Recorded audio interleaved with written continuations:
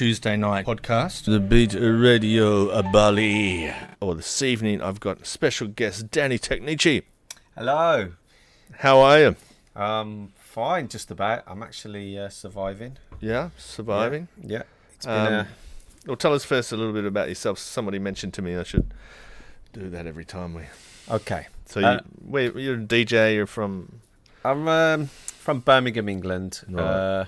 I don't know. I think your listeners have just copped on here before when I've been luckily invited. How long you been here? Been in Bali now over 4 years. Kind of like had to make my way through all the bars and clubs to get known, to get the work. But it's been a good ride. The last year's been a bit fiddly, but and lo and behold, the COVID got me about 3 weeks ago. No, and right. I thought I'd got away with it, honestly. I really did. You had your own personal experience. It wasn't a nice experience, I got to say. And anyone that really thinks or takes it for granted will really need to have it to realise it's strong. It's I had it about a year ago. Yeah, most people did. The ones that I know that had it. But I thought, yeah, brilliant, I've got away with it. Did you say at the time that you thought you had it back then? No, never. No. I've never had any symptoms. Oh, right. And recently... You weren't sick? The one I just had was kind of like a chest infection, to be honest with you. And I just thought it was a chest infection. I didn't have any other symptoms, so... I thought, okay, it's just a chest infection. Maybe I need some antibiotics for it. And then a couple of days later, it all hit at once. I lost my smell, my taste, my achy bones kicked in. Right. I started to feel very, very fluey, tired, fatigued, and grinds you down. How long were you actually in bed for?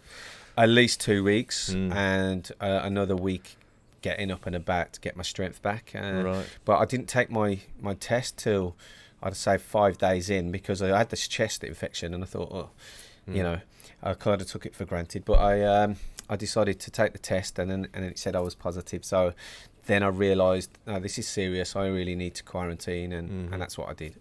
And how about the people around you, like your girlfriend? Yeah, my girlfriend was really, really kind enough to wear the mask and come and check on me every day. She went and slept with her friends most nights, and yeah, she took care of me in her own way. She didn't have to stay with me, but she popped in every day and made sure I got food and drink and got my medicine. So I really appreciate that. It's a good thing to have girlfriends around for. Did you have the vaccine? No, I didn't. When I was working before the closure of all the bars and clubs, I was asked to participate in the vaccines because they said it was going to be mandatory anytime soon.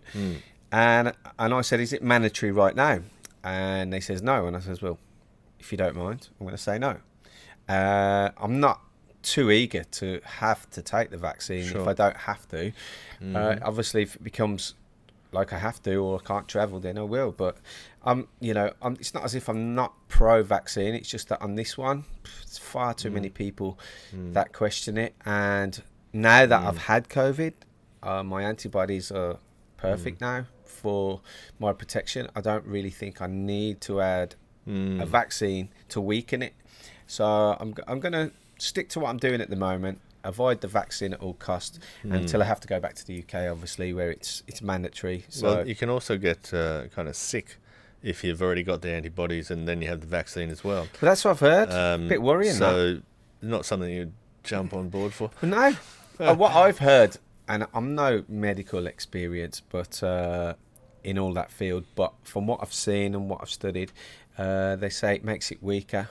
And if you've got the antibodies, they're good enough, and they last up to 5 years. I know it's personal, but everybody's different. Well, there's a fair bit of information on it now, because I went looking for the information too after I found I had antibodies. I had a test for antibodies with Protea, and I ended up having more antibodies, according to my doctor, more antibodies than what I was going to get off the first jab anyway. So anyway, I was in no rush to do it, but since then I've been trying to find out the information and something concrete, and all you can find is sort of maybes, bits vague. and maybe. It's very vague, which is the worrying thing. There's a worrying thing. There's too many people want to tick the box, and then not enough people with the facts. And the ones with the facts, they get pushed in the background. Sure. And or if you put your hand up and say anything, you're like a conspiracy theorist, and you should be shot. Yeah. But someone posted something really funny. It was sort of like there's too many triple jabbers arguing with double jabbers who are arguing with no jabbers. It's just like, that made me laugh a little bit. That's a T-shirt for you. Well, that's the thing. I've been trying to. While I was sick, I come at the end of this sickness. I just had like a windfall of creativity for music, and obviously what I do is my T-shirts and the caps that I do. Right. And one of them in particular was a picture of the Cure. And it says, I'm no vaccine expert, but here's the cure. And it's just a picture of the Cure. Oh, right, it on a T-shirt. I think I saw that. Yeah. And I love that. So very cool. Anyway, we've got some of your music here to play. Yeah, as I said. We're gonna go out with a major set. Brilliant. Like an hour set, is it? I had like a windfall of lots of new music and inspiration from my cousin Pippi Ciez, who was over recently before all the lockdown at Right. Sevilla, playing All Day I Dream, which was brilliant. He's into this Afro. Yeah. Speaking of which, it was Hot Chocolate, whatever his name is. Black Coffee. One of them. Oh, how about this one? Oh my God, it's a stream of them. Your phone's great. I might check that. Anyway, this is good radio, live radio. Perfect. So let's play a track, one of your tracks. Yeah, play. I jumped in the studio recently with Scott Pullen, and we come up with A Dream for You. A Dream for You. Yeah, it's got a long intro, but we did it on purpose for a sunset kind of vibe. Right. And I love these piano reprises which keep you hanging on for a long time, which is where we're going with the track. So, anyone that's into house music will recognise this vocal from many, many years ago. Right. I'm definitely into house music nowadays. Fantastic. I've heard you becoming a bit of a DJ now. Oh, yes. Since the last time I met you, I've become a DJ. Brilliant. I mean, I always think that no one's ever too old for it. It's actually talk about how old I am. No, not at all, because you know you're Benjamin Button. Everybody says it. It doesn't age one bit. I'm just saying, like, mentally, like, it's like, it's about bloody time. Well, yeah, it's only because of the radio, basically. Suddenly, I was listening to so much music. Yeah, but it's good. It's really good because, you've always been in the forefront of music and the media. That's right. So I'm not sure about that anymore. But how do I say that? It's all on pause, isn't it? But you know what? In England, it's kicked off. It's gone big massive. Time, right? Yeah, it's gone massive. And I think... So you've been... Wait a minute. You've been producing quite a lot of music lately, haven't you? With your friend Herrera. Yeah, well, David recently has just headed back to Tenerife. Struck off our heads. I saw that. Yeah. And before that, me and him have actually got in the studio quite a lot and worked on a few tracks. And then we decided to collaborate with Scott. He's got his new studio set up. Right. Scott Pullen, DJ from Sydney. He's been in Bali about four or 5 years. Played everywhere all over the world as well, so it's great that we've got all our sort of experience. Me and David have been together for about 30 years, spinning records and vinyls and all kinds of stuff. So with all that, we've going in the studio. It's an easy transition. We just love it. It's good fun. Yeah, it's good fun as well, right? Yeah. And what are you working on Ableton or something? Or? At the moment with Scott we work on Ableton, but David's a Logic man, and a few of my other friends like Glyn Tandy and right. PBCAs, they work on Logic. Logic's the first go-to big software, which is good for production. But what do you Ableton's prefer? just a lot easier. It's very, I would say, user-friendly, so quicker.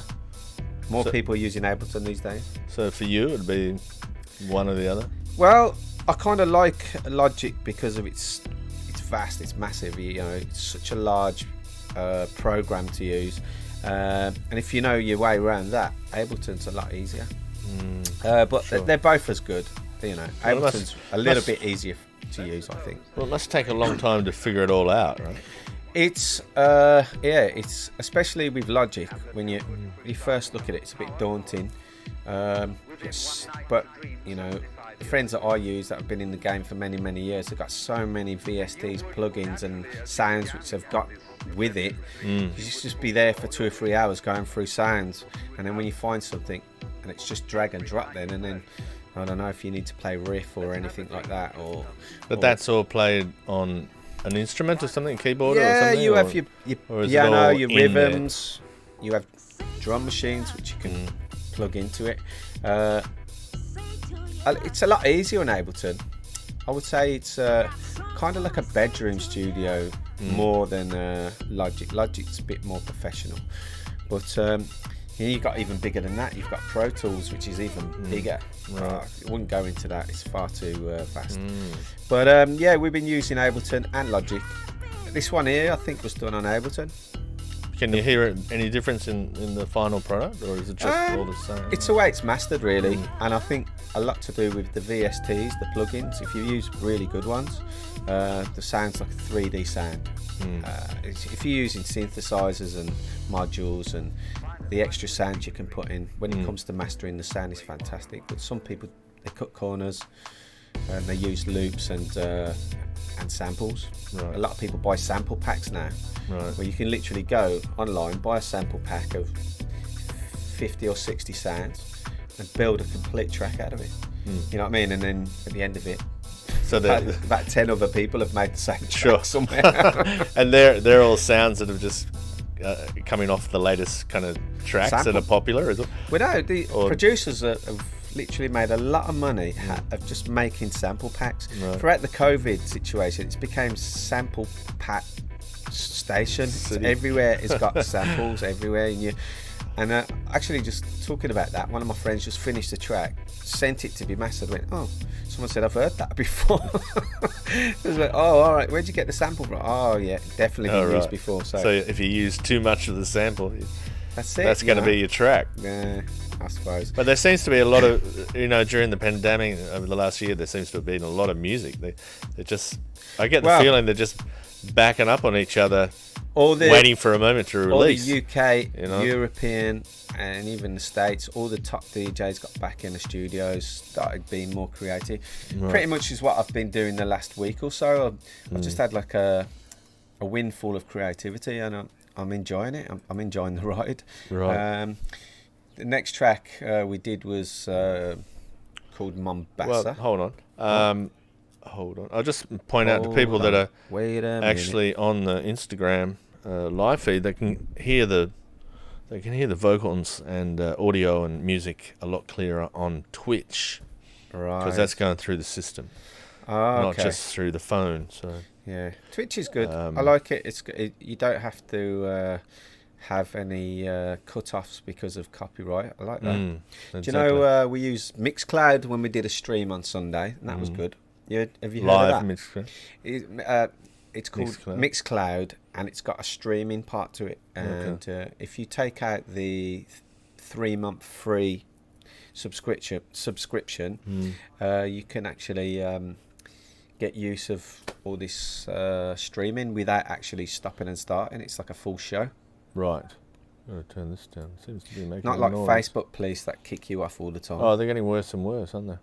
I'm still getting notifications from over a year ago when I was doing the sure. radio station, and they're saying, you seem to be We're about ready to knock you off. And I said to my reply to them was, it's my music, I'm the DJ, I own all the music, I'm not gaining You any paid for it. I'm not gaining anything from it. I'm not earning out of it. I can play it if I want to. And their message to me was, "Oh, it belongs to somebody else. You're breaking copyright laws." Sony Music. And I think no, you're breaking copyright laws because you didn't buy a license.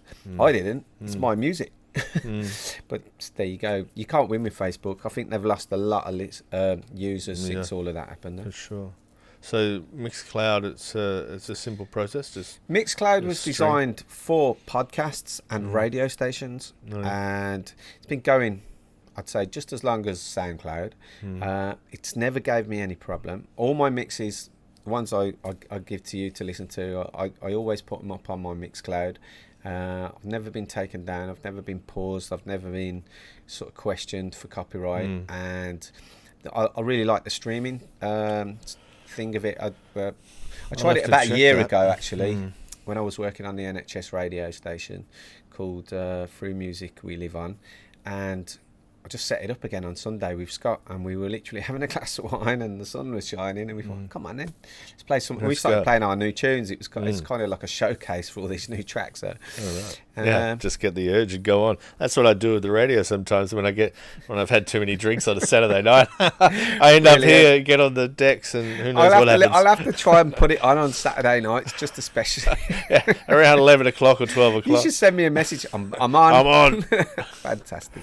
Oh, you never know what's going to happen next around here. Yeah. But you were saying before you're back in the what is it? The free food, the charity foods thing. Oh, yes. Giving out the nussies. What happened was, obviously, when they started the curfew again and closing everyone down, obviously they were making roadblocks with a few police here and there and dragging any locals they can get their hands on, asking them about the vaccine. Now, one of the actual roadblocks was on the way to where we do the charity, so we literally had to pull back on the charity. And so we waited. It's been about 3 weeks in between. Not lucky for me, but unlucky for me, I had COVID, so that happened, and it went. And then we decided to go out just Friday, just gone. And it was nice to be able to help the locals again, give them some free food and drink. And then Scott saw it, and he went, I want to do one. And he wanted to do it yesterday on Sunday, and I was like, but his version of it was in the middle of the day. I said, it's not going to work. It's too hot. Nobody out Hold there. fire. We'll go in the afternoon. I'll help you. So we went back out again yesterday and did another 20 food parcels.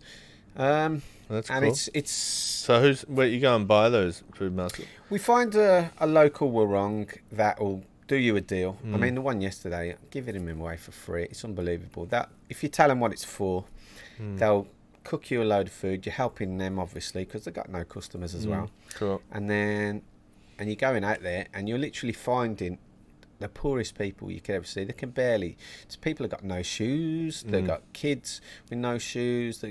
Oh my God, it's heartbreaking. But to give them some food, see the smile on the face. Honestly, it's heartwarming to say the least. And my little bit.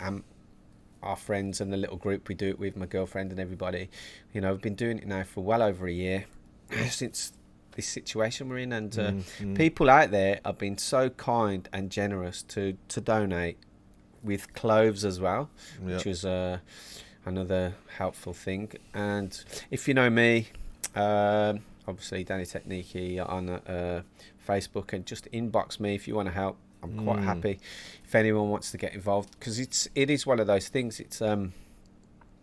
It's just happening. There's nothing going to stop it. It's great, and it's also good for you too, because we've been doing it lately at the Carcera. Well, someone, an associate, she's been organising this kind of rack of food and stuff out the front. Yeah, that's brilliant. Then so people. Well, she's a bit of a cook too, so she'll knock up stuff herself. And then other people donate goods to be cooked up and money to buy stuff. Lovely, isn't it? So they just sit there, but sometimes there's no food. There's no donations. There's no food, and they come to the door and go, "Oh, is there anything?" They go, "Oh, shit, I don't know. Maybe tomorrow." Yeah, I mean, we have the same issue sometimes. I mean, I'm since work has almost disappeared. I'm pretty much looking after myself on a real low key, and basically the food that we get is so cheap. I gotta say, it's like it's less than $1, and you can give a full plate of food and drink. And I think that's wonderful. Yeah, yeah. You know, less than $1. Some of my friends down in Perth have sent up $50 or something to I've had knock some up to go. I've had plenty of people that have sent me, you know, more than enough, and it's lasted for weeks and weeks. I've still got a little bit of this budget left, and I'll be going back out again next Friday. If anyone wants to get involved before then, just inbox me. I'll explain what we're doing. Danny Technici on the Facebook or Instagram. Yes, that's it. I'm normally known as a DJ, not a charity, but I mean, well, nowadays it's all about charity, isn't it? Yeah, I mean, if you can help, it's, you know, you're going to be helping a good cause. Bali has been completely closed for so long now; it's just unbearable. Just in this last month, is it a month? I mean, over like a month now. International. It's really, you can see it's really hit hard. Anyway, next track was Mombasa remix. Oh yeah, Scott sort of rustled up this track and called Mombasa. It's a bit of a Cubanista tune. Mombasa. And I wanted to make it a bit more housey, so I give it the house version of it, and we went back in the studio and we ramped it up a little bit. I played it on the stream on Sunday. Gets a good response from it. I like it. And what's the house twist on it? If you could imagine, the original was a bit like Afro-Cuban, a bit slower, and imagine if I've been to Cuba, but if you've ever seen a Cuban band, there's normally about a 3 or 4 piece band. It's very rhythmic. They've got like big congas on it and everything, stuff like that.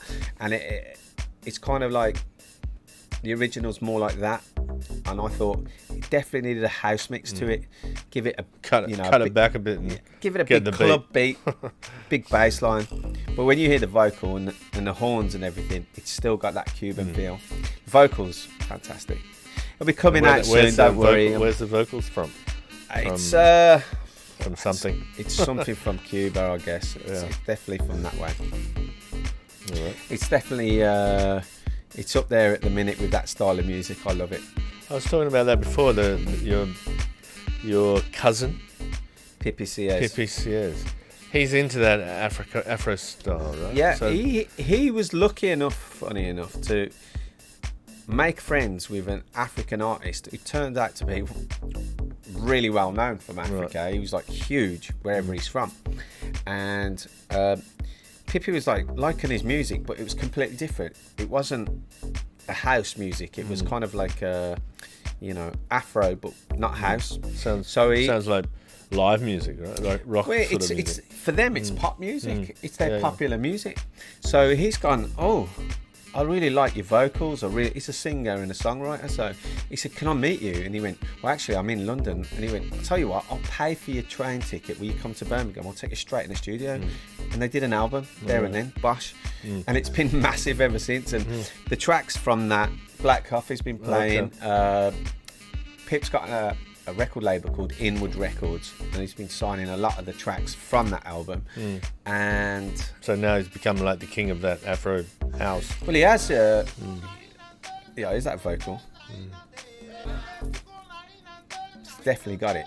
And he's going all over the world now. He's with All Day I Dream and Lee Burridge, and they're literally taking him everywhere. I just saw a video of him last week in London smashing the roof off it. And fair play to him, because Pippi's like, he's my younger cousin, and I kind of guided him down that route. He was, before that, you taught him how to DJ? I didn't.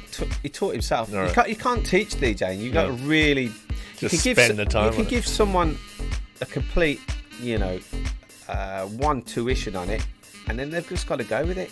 They've got to practice and practice. You've got to have a love for music, and you've got to be able to put the tracks together.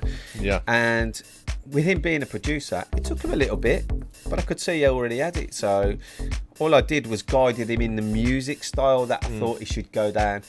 And that was that Afro style? No, that was him. Right, that was later. That's all him. He's the wonderful thing is I watched him grow through the music, and now he's is up there, and it makes me feel very proud. And actually living in Bali myself, and then him coming over and almost headlining that show was incredible. And you were down there that day? Yeah, it was. Surveyor was absolutely electric.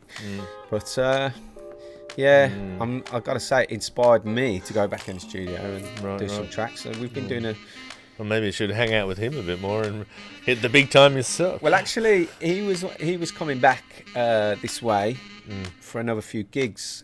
Only the restrictions have put a pause on it all. Let's just see what happens later on in the year. And if he comes back, of course, I'm going to be hanging around with him. I don't really want to go back that way in terms of the limelight anyway, because I'm a little bit, I would say, a little bit older now. To be able to go back on the road and tour as much as he's doing, I don't say I need to do that. No. I'm still loving the music. Music's still up there with me, with creativity. But I guess through production, there's a possibility of that door opening up too, right? Sometimes it's unstoppable. You do a big track and then they want you to do a tour on it, and you just, oh, please. Well, that'd be fun. Might just rent some Milli Vanilli looking people to do it. I could just use your mask. We could just create a Daft Punk bloody band, couldn't we? I'll go with you. Put a mask, put like some heads on and look at them too. Yeah, they're like they're in the 20s and having a good time. The Danny Technici duo. But no, like, I love these DJs that put masks on. I think it's wonderful. Yeah, it's funny, isn't it? How you never really know who they are. So many of them. There's Marshmallow. God knows who that is. You got Claptone. Always looks a bit funny with a big nose. And then Daft Punk's ones I thought were the coolest ever. Yeah. You know, their heads were they were worth a lot of money. They were literally like getting sponsored by these real high tech bloody helmet makers, and literally saying, "Yeah, there's the mask. Wear that." But they took them off too, didn't they? Something. No. You never really got to know them. But one of their first albums they did, their pictures were inside, so I had an inkling of what they looked like. For normal geeky French guys, I wonder the difference it makes, in the long run. If you become that big, I guess it. Well, they did, they became pop icons, but I mean, at the end of the day, you never really did know what their faces were like. If they was to rock up and sound Daft Punk, you'd be like, "All right, mate, on your bike." Well, it makes sense because you wouldn't want, I don't think anybody would really like too much of that full-on fame when you can't walk out the door. No, people harassing you all the time. I mean, that would be great. They could literally be getting completely swamped, and then just take the helmet off, turn around. We miss you. They're the French. They're the roadies. Okay. Gotta love Daft Punk now. They're so cool. That's Mombasa remix. Yeah, it's the house remix of Mombasa. Right. You want to? I'll get Scott on here as soon as we can, and I'll get him to play the original, because he's got like, I would say, enough music now for a couple of albums, but he's a little bit shy with it because they're all brand new. So we're going to try and get some air on it. Fair enough too. And speaking of which, we're going to get onto that set of yours. Tell us about that set. Is it again? It was kind of like imagine being away from the decks and music for at least 3 weeks and not listening to music at all, because I couldn't listen to any music. My brain was just shriveled. I was suffering like big headaches as well, so music had no room in there. And when I started coming out the other end of it, I just had an urge to listen to loads of music. So I just went online and started listening what it was about, and then started listening to old shows that I'd missed maybe 2 or 3 weeks before from Radio 1 and so on, and then all this music just came in, and I was like, oh my god. And I like eclectic music myself, so the mix, I would say, I've called it Eclectic Dreams because it's a bit of this, that and the other, and towards the end of the mix, I actually just stop and start the tracks because they're a little bit too fast or a little bit too slow. So I kind of you'll get to know that mix towards the end, as it's not perfectly flowing. It will be a stop and start, but it's eclectic, and the music's pretty good, so I'm sure you'll like it. So when you say eclectic, is that like unexpected or something different? That's slightly different. You know what I mean? It's not the usual kind of tracks. well, that no, you'd you can expect. get in some of my mixes you've heard in the past.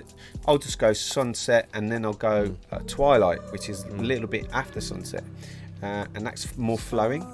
This kind of starts off very mellow with this track, and then it literally. But it's got to build up. Sure, it builds up. It builds up. Always till the going up. actual sun sets, That's it. and then everyone sort of, Yeah. kisses each other and says goodbye. Is that the trick? Yeah, or they just thank their blessings and thank the universe for the day. That's Okay. what I normally do. All right, good for you. Nice thing to do indeed, and it's been nice having you in tonight. It's always great to come back. I've always got something to say. What are you expecting over the short term here now? Hopefully more creativity, and I got offered gigs today, and I was like, I got to think about it. I need to first of all get all legal again. I'm on this new visa, so I need to. If I'm going to get back in the DJing part, I got to get back on the DJ. Well, it seems, but a lot of people don't seem to be bothering with it either. No, from what I see. I mean, it's on. What's the date today? It's the 9th of August. It's the 9th. So today, that's why they were asking me to play, because it's not completely taken away, but they've softened the curfew even more. So it's not as. I've heard. I got told before. I have to check now. Do not quote me, but I heard it's finishing. Right. Let's Okay. Let's see if we can get Jocko E on the line. Where is he? Yeah, but there's an actual. We'll see what happens. There's an actual. tonight. It's going to be a slow process again, same as it was before. They'll just literally have an early closure, and then it'll go back again. Well, I've heard that Forge has been, pumping. Or I won't mention names, but certain places in town, I'll cut that out. Have been. Some people get rocking. away with it. They get away with it. Have been rocking like before. Remember, they put all the curtains up. Yeah, I mean, there's a way around it, but you've got to have a little bit of a power in where you are as well. And some clubs are actually fully opened. I don't know if you've heard that. I've seen the free flows going all over the place. And Sabrina was telling me that, there's a free flow there, there's a free flow What there. do you mean there's a free flow? Well, this is how they get the customers back in when they give away free alcohol for about an hour or two. Because it's like a pop-up night, right? They're not open all the time. They're just sort of, from what I understand, it's like WhatsApp sort of messages going around, opening, and they have a DJ on and they go. Well, they did that with a couple of DJs I know the other day. Yeah, I saw that. I saw that one. But it's all underground. Well, more underground than it's ever been, I might add. Well, it wasn't club nights like that. It was for me when I was 16 back in the UK. You found out where you were going to the rave, and off you went. It was fantastic. Well, that was back at. Was that back early 90s or late 80s? That would have been 1989, the first one I went to, and then 1990 where was that? It became very common. It was like every weekend, and then by 91, I'd kind of I got the DJ bug for it, and off I went. I went to Tenerife where I met David Herrera, and he's back there now at the moment, so he's enjoying Tenerife spoils. Is it back open and everything normal? It is, and it's suffering a little bit because it's not got the amount of tourists that it would love. Sure. Because there's these heavy charges they're putting in place for you to travel from one country to the other. Right. It's like if you want to go from England to Tenerife, you got to take an expensive test, and then you got to do it again on the way home. So there's another £200 added to your flight just for 2 tests. Wow.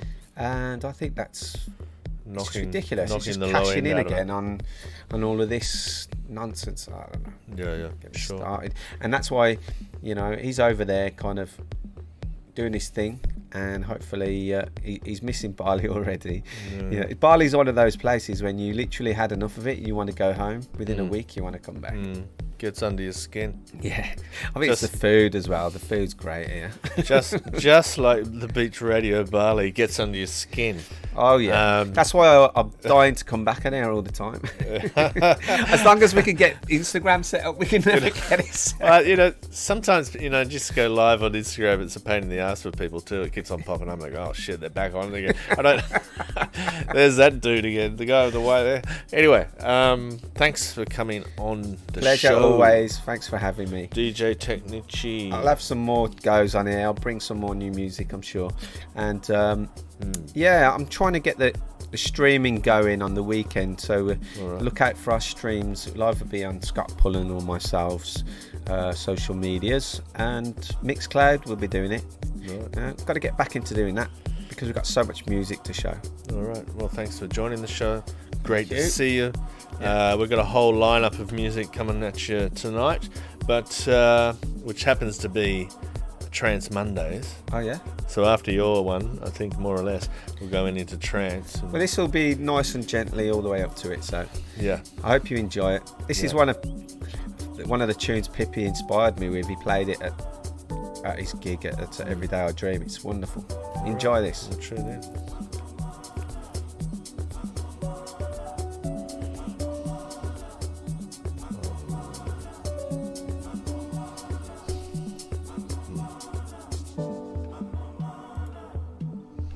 Cool. Right,